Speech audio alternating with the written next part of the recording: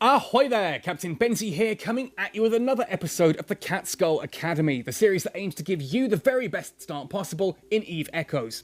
Today we're going to be talking about navigation. That is literally how to move around within the system that you are in, how to change systems, and how to actually work out which systems you even want to be in. I'm going to be looking at manual piloting, I'm going to be looking at warping between different points, and we're going to cover the star map in this one as well.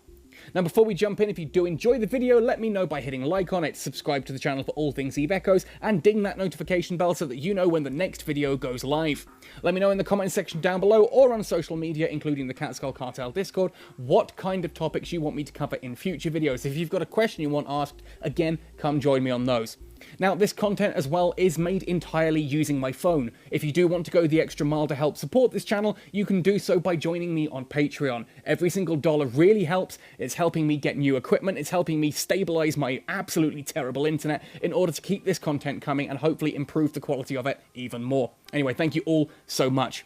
So as I said, today we're going to talk about navigation. So I'm out here in a Punisher, which I've managed to make actually look pretty sweet. I don't like the standard gold and ivory colours of Amar ships. I'm out here in a Punisher in N7BIY to talk to you all about navigation.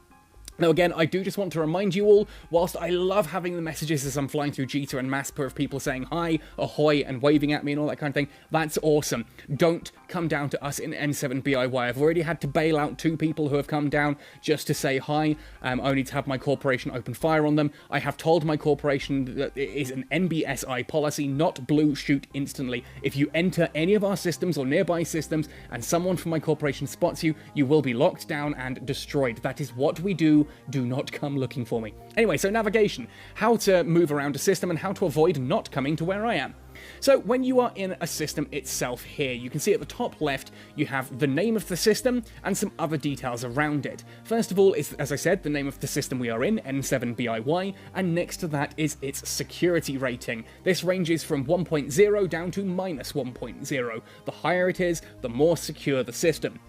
Now, in New Eden and in Eve Echoes, security is divided into 3 categories: high, low, and null. If you are in high sec, which is to say 1.0 down to 0.5, denoted by blue, green, and yellow colours for the numbers, you are in high security. High security has lower level resources than other areas, but it is a PvP-free zone. People cannot fire on you. This isn't like EVE Online where they can fire but the police come. In Eve Echoes, they cannot even shoot you in high sec. In high security, you are safe from other players. Once you hit low security, 0.4 down to 0.1, denoted by sort of orange, yellowy orange, orange, and orangey red, that those sectors are open to PvP. If you are out there in low sec, you can be targeted, locked, and shot at. It is worth noting that space stations and jump gates do have guns. If you are close to either of those and someone shoots at you, the guns will retaliate. If you've seen a crime timer when you've locked onto someone, that's what that means. If you try and dock, if you try and jump, the guns there will shoot you. And there is also a possible Concord presence, and they're kind of like the space police. They will come shoot you too. Once you hit 0.0 and lower, which are the red null security sections, it's a free-for-all. Gates and stations no longer have guns, and anyone can shoot you at any time for any reason, so be very careful when you're out in nullsec. I like to fly around here with my overview open on local. You can see there, everyone is green or blue, which means I know that they are friends or corpse, and you can actually change the icon there to get rid of the very pretty pictures, just to make it that little bit easier to read. So I can see on here, of the 14 people currently in local, they are all friendly. This means when going through null, keep that open, just so you don't get any nasty surprises. Anyway, so once you are in a system itself, what can you do? Well, you've got things here on the side, you've got your overview, and I'm going to do a video on how you can customize this later to some really cool options. If you change the filter, you can see what ships there are near to you, any stations in your current system. Ships, by the way, will not show anyone in the system, only in your local area. You can see what stations there are, and from there you can dock, approach, or warp. You've got stargates if you want to jump to other systems, cosmic anomalies, which are for ratting, so you can see what anomalies there are in system for you to go and do some PvE ratting. If you're looking for something nearby, oh, hi there, Jen. You've dropped your container next to me. Should I approach this and loot it, perhaps? Anyway, we'll see. And then for mining, you can see the mining systems nearby, different asteroid clusters, asteroid belts, that kind of thing, along with the quality level of those. The numbers on the end, by the way, are difficulty or quality levels. Celestial body will show you all of the different planets or suns and things like that in your system. And finally, fleet. If you're fleeted up with someone, this is where you'll see what's going on there. You'll see who in your fleet is nearby as well. And you can actually set up some really cool filters here. I recommend having a play with this. As I said, I will do a video on that later. But for now, that's basically what the overview means. And you'll see that even when the overview is closed, you've got little statistics here down the side. I've got 4 there for the cosmic anomalies. Those red with the white diamond in the middle are cosmic anomalies. The little sort of circular triangle thing there. The 5 is asteroid fields, and the 1 is nearby stations. That's very useful, quick information just for finding stuff as you go towards it quickly. And how close are we getting towards that container? Oh, there it is. Let's put that afterburner on and get a little bit closer, shall we? Just to, if Jen, if you're watching this, start sweating. I'm stealing your loots. So anyway, going back to the top left, we talked about system and security level. What about that NLY4R? That is ultimately the constellation you are in, and then Innsmother next to that is the region of space. So if I open all of this up, you will see what I mean with the very complex looking star map. Now if I zoom right in on this, if I can actually get the pinching animation right, crying out loud.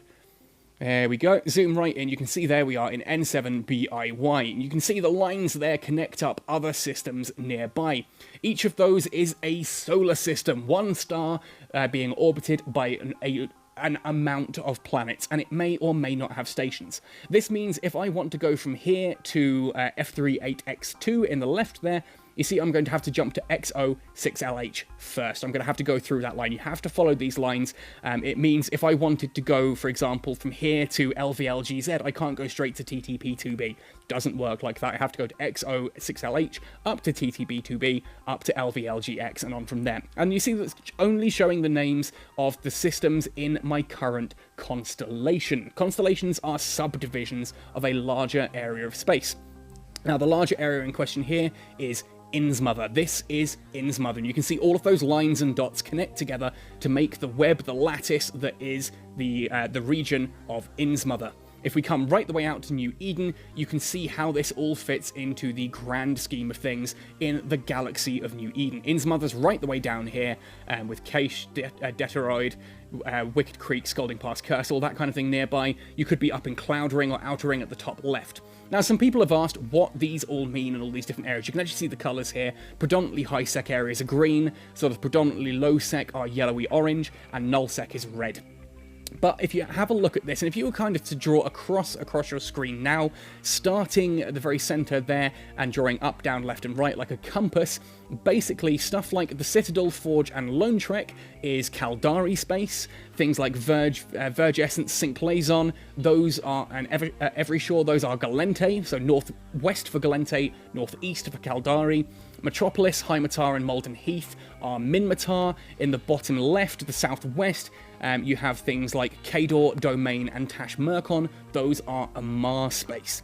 Then you have, of course, the Nullsec, things like Devoid and Derelict. Derelict is kind of a weird crossover of Amar and Minmatar, thanks to the lore. Malden Heath is very much Minmatar, low-sec space. Black Rise is Caldari, Placid, and Solitude are Galente, that kind of thing. So northwest Galente, northeast Caldari, southeast Minmatar, southwest Amar. And that gives you an idea of where to look for certain bits of loot as well. If you're after lasers, obviously Amar drop those, head to the galactic southwest, and that's where you'll be able to find those.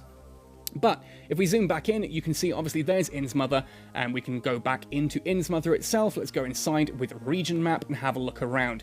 Now if I zoom right in, of course we can open up, in fact let's not look at Innsmother, let's look at a more interesting system. Let's go across to Derelict, the old days of me being around in Maspa. There we are, that is Derelict, and you can see high security in green and blue, low in yellow and orange, and then red being null security just off the sides. If I tap on the little pie chart here, I can change to viewing, first of all, interstellar trading centers. Now, I know for a fact here that that particular one there is Maspa. If I tap on that, you'll see that is Maspa. That is one of the ITCs, the only ITC in the Derelict region, and that is in the Mossas constellation. So you can kind of see how you would get to there. Now, of course, you can just go from here to tap on Maspa. I can set that as a destination itself and then autopilot to it, or I can actually go into the solar system itself, have a look around at what is in this solar system. You can see here there are the different gates to other sectors nearby, like here. Suns, planets, all that kind of thing, and the square right there, that is Maspa 4 Moon 7 DED assembly plant. If I tap on that, I can actually set that as a destination. I can now autopilot straight to Maspa as an ITC. Now, if I come back out of that and go, ooh, crikey, go back across to Derelict and talk about that again, you can see it's already plotted the route for me. If I go back into the region map, I can also, rather than just looking for interstellar trading centres, I might just want a standard station to repair at. I can now tap that, and you'll see that there are little red marks here that showcase where the stations are. So if I were down here, for example, in Assar, I know that I've got a station up here in Hassatine that will take me straight through, and I can go and repair there. In fact, I think there is actually one in Assar, but you kind of get my point. In Ursha, I could be in Ursha doing some ratting and I need to repair. I can come through to Hassatine, and that's where I'll be able to repair. And that gives us a basic understanding then of how the star map works. How close are we getting to your container, Jen? Oh, we've only made it 1,000. We've only made it 1,000. I'm not going particularly fast. Oh, well, we might reach it by the end of the video. Who knows?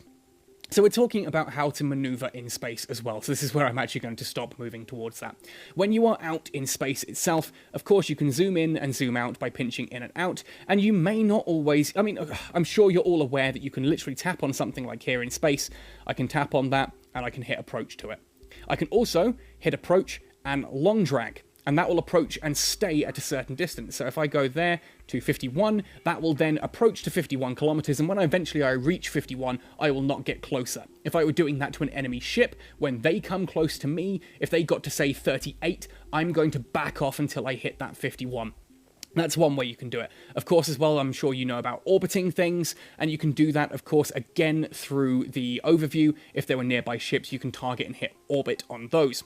What you may not be aware of as well is that if you want to kite, for example, you can just tap on random things in the distance and approach towards those. That's a planet. That's a planet that is 0.67 astronomical units away. That's almost the distance from Earth to the Sun. It's 67% of the way between Earth and the Sun away. I'm not going to drift there slowly. I'm going to need to jump to that, but I can align to it manually. Of course, you can do the same when it comes to things like asteroid belts or Angel Small Anomaly like there.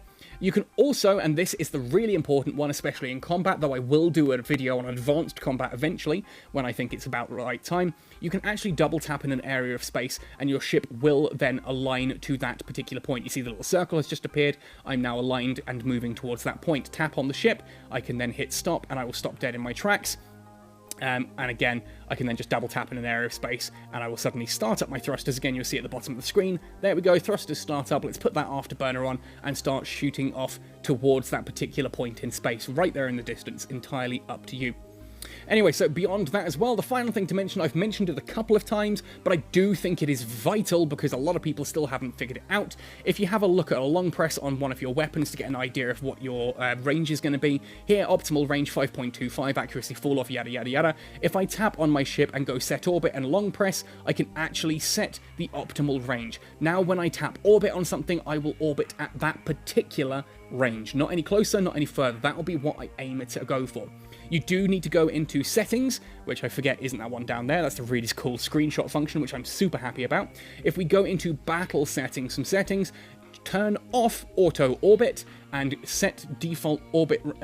So you have to go manually. If you have that on and either optimal range or orbit range, the game will try and manually sort those for you. I don't want that. You want auto orbit target off, and you can therefore then it'll automatically default to whatever you have set through that set orbit there. Anyway, folks, that really does, I think, cover everything that I want to say about navigation in this particular video. I do hope that's been useful for you. It's talking about how to find different planets and how to move between sectors, what security systems are, all that kind of thing there, and you can actually plot routes through all this as well. Now, I know there's one other thing, sorry, I do desperately need to mention, and that's if I go into inventory, and then down here to personal assets in the bottom left, you will see that any station of mine that I have an item at, I can actually tap on, and here at the bottom of the screen, I can set that as destination. That is a huge point. That is actually a really big point, and I can't believe I've had to remember at this point in time. If I fly off to somewhere like Jita and I want to get back to N7 quickly, I can open up my personal assets, set as destination, and then immediately tap autopilot, and it will start taking me back there. As you can see now, I'm going to autopilot back to our station and dock up there. So thank you ever so much, folks. If you've got any questions at all regarding navigation, let me know in the comment section below. Come find me on the Catskull Cartel Discord or on social media. Facebook I don't use as much, but Instagram and Twitter, 100% come find me. Otherwise, folks, happy sailing and see you in New Eden.